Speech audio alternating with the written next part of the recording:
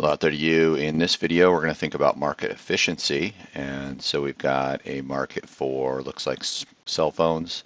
We've got a downward sloping demand curve, upward sloping supply curve. Where they meet, there is no surplus or shortage, and that means the quantity is what we're talking about, okay? So the market equilibrium is going to be right here where the quantity is 100 and the price, all of that over here, is 30. Okay. Consumer surplus is the difference between what the consumers are willing to pay, which is their demand, and then what they actually pay, which in this case would be the price. Okay. So it's going to be the area above the price but below the demand curve. So I can use paint here to kind of shade that in, and then grab the brush here and sort of give it a little bit more. This orange triangle is consumer surplus. Okay, and then I can say that with black right here. Consumer surplus. That's consumer surplus. Then the producer surplus is the difference between what the sellers are willing to sell, which is the supply curve, and then the price. Okay, so the price is 30.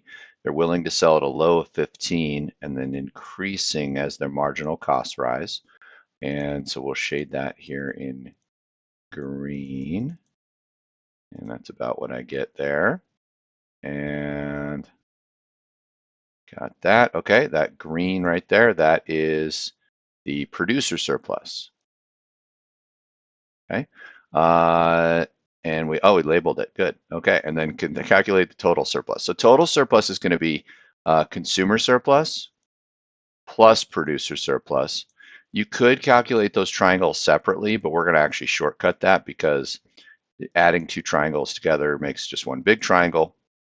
So the total surplus in this case is going to be 1/2, and it's the difference between 60 to 15, which is 45, and this is measured in dollars, so $45 times the number of units, 0 to 100. So 100, and then I already calculated that, but it's 45 times 100, and then 1/2 of that, so the total surplus would be 2,250. That's adding up both of those triangles together. Is this competitive market for the cell phones efficient? Yes, it is. And that's because right here, the marginal benefit, which is the demand, equals the marginal cost, which is the supply for all the firms. You could also say that there's no deadweight loss. Like we're not overproducing and we're not underproducing. Okay, so we would say definitely this is an efficient market because it is competitive, and that's usually what we get with competitive markets. We get efficiency.